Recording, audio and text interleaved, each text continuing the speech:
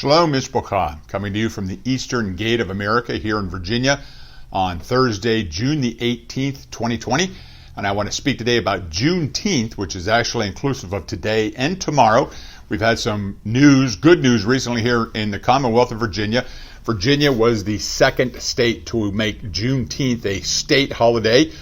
We've been talking for years, decades, that this should be a federal holiday. Maybe, Mishpocha, maybe we'll get there someday in the near future.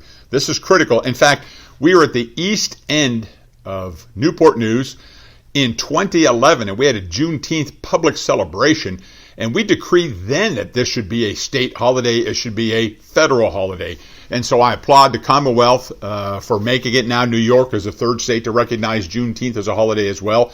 But a lot of people don't know what this is and why it's so critical. So let's go all the way back to the beginning for a few seconds and talk about some facts involved in this. As we shared, and I've shared, I believe I said last week or 2 weeks ago, last year we remembered the 400th anniversary of the first slaves brought here to America, August of 1619. Angelo and some 19 other slaves were traded. They were brought here by a English buccaneer that had taken them from a Spanish trader. They were brought here, but they weren't slaves as of yet, because at that time it was all indentured servitude. It was the John Ponch was an indentured servant. He ran away from his host with two other white indentured servants. They were brought back here. They took them to trial. Those two white persons were given another 12 years of indentured servitude and released. John Ponch was a slave's name. In 1640, the House of Burgess here at Jamestown Island made him a permanent slave. So that's really the heart of where slavery began. And so I sometimes it sounds like I'm negative against the Commonwealth of Virginia. I'm not. But Virginia is known as the covenant state. Things here began here. Things ended here. The Civil War started here. It ended here. Cornwallis surrendered to George Washington right here at Surrender Field in Yorktown, October of 1781. This is just rife with history. It's the birthplace of America, the first permanent settlement here in 1607 at Jamestown Island.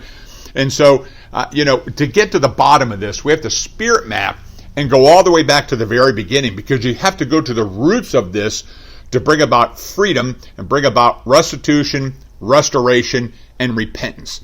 So Juneteenth commemorates the dates June 18th and June 19th, 1865.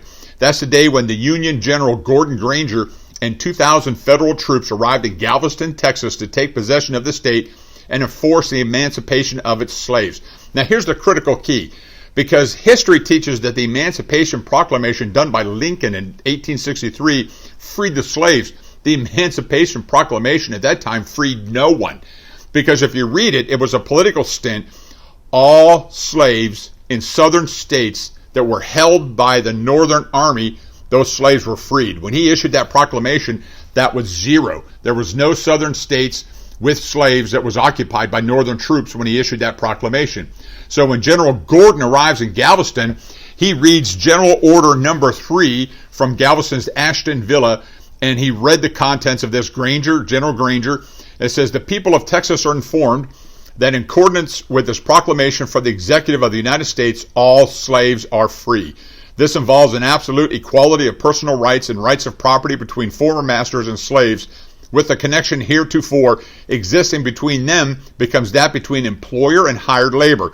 The freedmen are advised to remain quietly at their present homes and work for wages. They are informed that they will not be allowed to collect at military posts and that they will not be supported in idleness either here or elsewhere. This day has hence come to be known as Juneteenth, a name coming from a portmanteau, the words June and teenth, like 19th, and other numbers ending with teenth. The Union's victory brought an end to both the Civil War and slavery. The national conflict resulted in 3 addendums to the Freedom Document, the Bill of Rights, the 13th Amendment, which abolished slavery, the 14th Amendment, that gave equal citizenship to every human being born in this country, regardless of race, granting them full rights and protection of the U.S. Constitution, and the 15th Amendment that guaranteed the right to vote for all of its citizens. Unfortunately, this didn't guarantee and enact this across the South. As you know, as soon as the Union troops, Lincoln was killed, he had a process for repentance and restitution. Every former slave was to be given 40 acres and a mule to sustain themselves and to farm and to be able to give them the power to obtain wealth. But he was assassinated, and a Southern sympathizer and a Southern slave owner, Andrew Johnson, became the president, and that was the end of it. So when the federal troops were pulled out of the South in the post-Reconstructionist phase of the Civil War, immediately all the Southern states enacted Jim Crow laws, prohibited African Americans from voting, and oppressed them to be sharecroppers. And the Jim Crow laws, the segregation came to be. And so even though the Civil War was over in 1865, it would be another 100 years until we saw the civil rights movements begin to dismantle and actually implement the 13th, 14th, and 15th Amendment. And so I want you to understand that the curse of slavery and the iniquities that resulted from that are still troubling our land because there's not been a national move of repentance and restitution regarding this scourge of slavery. So think about this. The word says that curses, the iniquities of the mothers and fathers, are unto the sons and the daughters to the third and fourth generation. A generation is 40 years. So if we go from the end of the Civil War, 1865, go 3 generations, that's 120 years. That takes us to the year 1985. If we take 4 generations, which is 160 years, from the end of 1865, that takes us to the year 2025. So Mishpacha, I want you to see this. We're in a unique window of opportunity, the third and fourth generation, to end these curses, to end these iniquities, and there's only 5 years left in this window. We've been decreeing for almost 15 years that something must be done. And this requires action by the entire body of Messiah. This is not going to be legislated. Congress isn't going to be able to resolve this. The EU, the United Nations, none of those organizations can do this. It's only the blood of Messiah Yeshua that can transform minds and renew spirits, minds, and souls. So this is a kingdom issue that the body of Messiah needs to get ahead of, and we need to come together at the table of shewbread, the communion table, Jew, Gentile, black, white, Asian, Hispanic, Native American, indigenous people. We all need to come together as one in Messiah Yeshua, because Yeshua, Jesus, died that we may all be one in complete equality and justice. And we need to bring an end to this era because we're running out of time. There needs to be repentance. There needs to be whole-scale restitution across the board that we can close this chapter, bring the healing blood of Messiah Yeshua upon this, and tear down the mechitza, the middle walls of division that are dividing us, and truly make us one bride, one body. That's what Jesus Yeshua came to do. So please, Mishpacha, I'm praying that you would consider this day tomorrow, Juneteenth. You find a place of worship, that you find someone who's not like you and pray with them or bring about reconciliation. We have to put action to this. It can no longer just be words.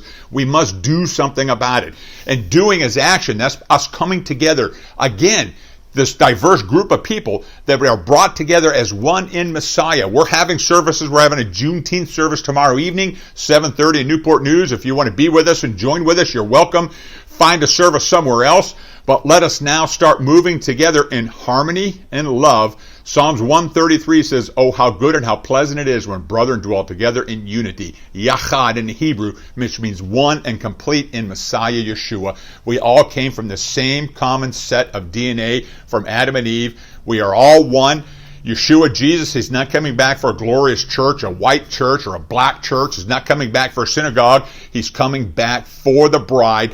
Every nation, every tribe, every tongue, and the Jewish people who say, Baruch haba b'shem Adonai, and come to faith in Messiah Yeshua, we will all stand together as one and see the glorious return of our King and the end of this wicked, perverse life as we know it today in this world. The glorious Messianic reign will be established, and Yeshua, Jesus, will be our King, and he will assume his throne in Jerusalem. In the meantime, 2 Peter 3:12 says we need to work to hasten his return. Spudo in the Greek.